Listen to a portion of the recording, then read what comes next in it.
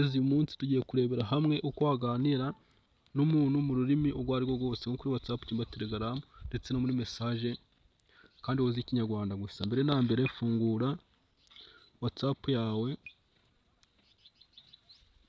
Okay, katurebe nk'umuntu wanyandikiye mu cyongereza, wenda uyu nguyu.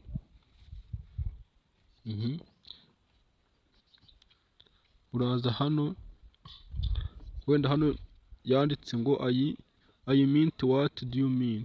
Aha, turaza ukande kuri message yawe uyikopiye, kanda copy, nurangiza ukande kuri utu tudomo tune. Okay, uze ukande kuri translate, ukopiye, ukande kuri ya message wakoreye copy. Uri kubona ko yanditse ngo nashaka kuvuga iki. Okay, nanone nimba ushaka kumusubiza ngo nashaka kuvuga iki, wenda katumubwire ati ese nagumvishe ibyo navuze.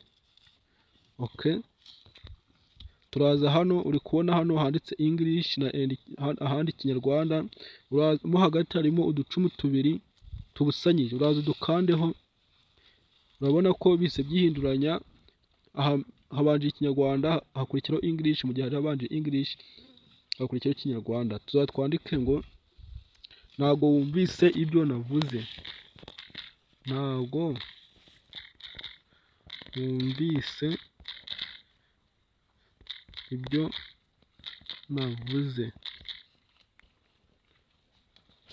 Okay, uri kubona ko hano hejuru bahise batubwira ngo ni didn't you hear what I said.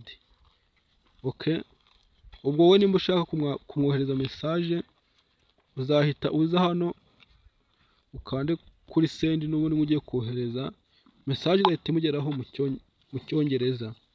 Ubwo n'ubundi niyongera kakubaza, uzaza kopiya ya message yawe hano, uhita uhinduranya gutya, habanze English.